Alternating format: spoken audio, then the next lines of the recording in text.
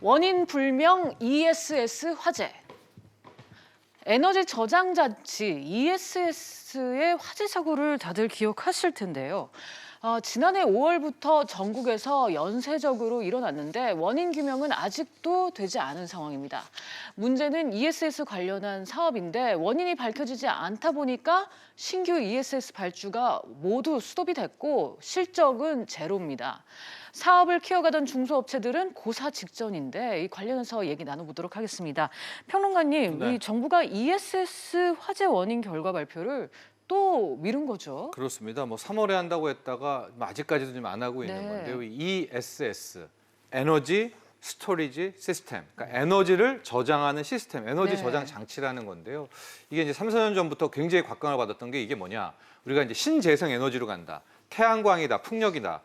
바람이 불기도 하지만 바람이 안 불 수도 있잖아요. 그렇죠. 그럼 바람이 불 때 만들어낸 그 전기를 이 ESS 장치에다 네. 저장을 딱 해놓는 거예요. 그런 다음에 이제 전기가 만들어질 수 없을 때 여기 배터리에 저장됐던 이 전기를 쓰게 되는 굉장히 앞으로 우리가 유용하겠죠. 그러게요. 특히 우리가 신재생으로 가니까요. 네. 그래서 정말 뜨겁게 붐이 일었었는데 되게 유용하게 들리긴 하거든요. 예, 그렇죠. 근데 이게 2017년 중순부터 올 1월까지 참 이유를 알 수 없는 화재가 거의 전국적으로 뭐 연쇄적으로 발생을 합니다. 네. 전북, 고창, 문경, 삼청 거의 21건이 일어나게 돼서 이제 조사도 들어가고 막 기다려 언제 나오나 계속 미뤄졌는데 네. 결과적으로 원인 규명은 아직까지 또 못했고요. 되지 않았다. 그냥 대책 정도 네. 뭐만 나오면서 진짜 원인이 뭔지는 지금 파악할 길은 없습니다. 네, 변호사님 지금 이 정부가 이거 건과 관련해서 회의를 뭐 60여 차례나 했다고 하는데 맞습니다. 지금 네,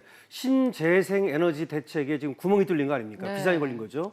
그래서 지금 얘기한 것처럼 원래는 이 원인을 밝히고 대책을 세우고 이러기 위해서 조사위원회를 구성을 했죠.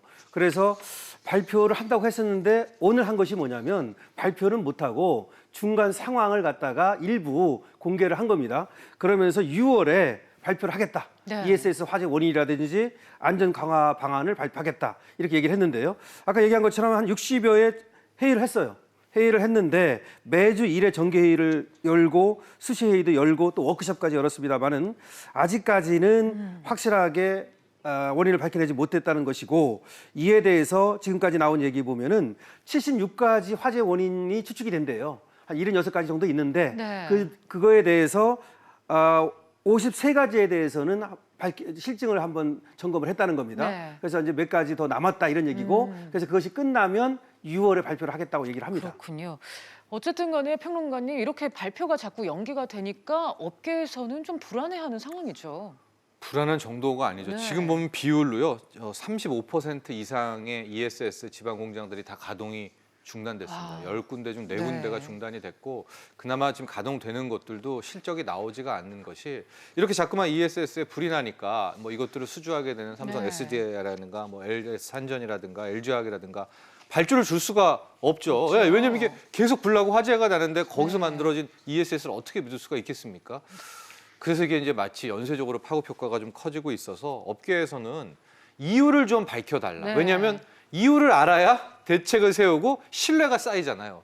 근데 이번에도 이유는 지금 안 나와서 다음 달 더 이상 될 수도 있을 것 같아요. 그런 어떤 좀 빠진 뭐 없는 알맹이 없는 그런 대책이 나오게 된 겁니다. 네, 변호사님 사실 정부 입장에서는 정부의 에너지 정책하고도 맞물려 있기 때문에 좀 곤혹스럽지 않을까 하는 생각도 아주 들어요. 곤혹스러운 입장이죠. 사실은 네. 뭐 탈원전을 내세우면서 말이죠. 풍력 발전, 아까도 얘기했지만 태양광 발전 등등의 이제 어떤 에너지 대책을 이제 전환시키는 것이죠. 이런 차였는데 이런 문제가 발생을 하니까 사실은 예기치 않았던 그런 문제라고 볼 수 네. 있어요. 어쩌면 미리 거기에 대한 준비가 안 돼 있던 것도 있고요. 그리고 우리나라하고 지금 미국 정도가 ESS에 대해서 선진 국가거든요. 다른 나라들은 이런 것들이 아직 그렇게 발달돼 있지 않습니다. 그런 것도 있고 해서 네. 우리가 이 문제를 해결하지 않으면 어떻게 다른 사람들이 해결해 줄 방법이 없어요.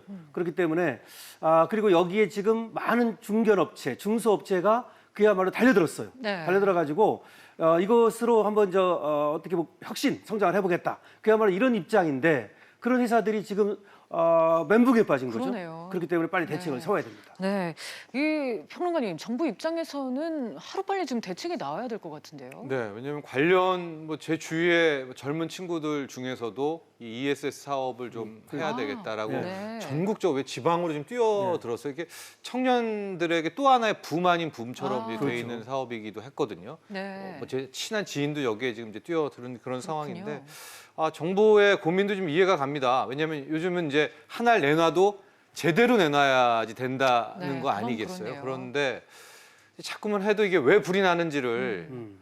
알 길이 없으니까 정부도 답답해하는 것 같은데요. 가장 좋은 대책은 빨리 원인을 밝혀서 네. 요것만 바꿔주면 우리 옛날 BMW 불났을 때 계속 논란이 있었던 것처럼 그 논란을 좀 잠재울 만한 정확한 원인 파악이 필요할 것 같습니다. 네, 에너지 저장 장치의 화재 원인 발표 시급할 것 같습니다. 오늘 말씀 여기까지 듣겠습니다. 두 분 감사합니다.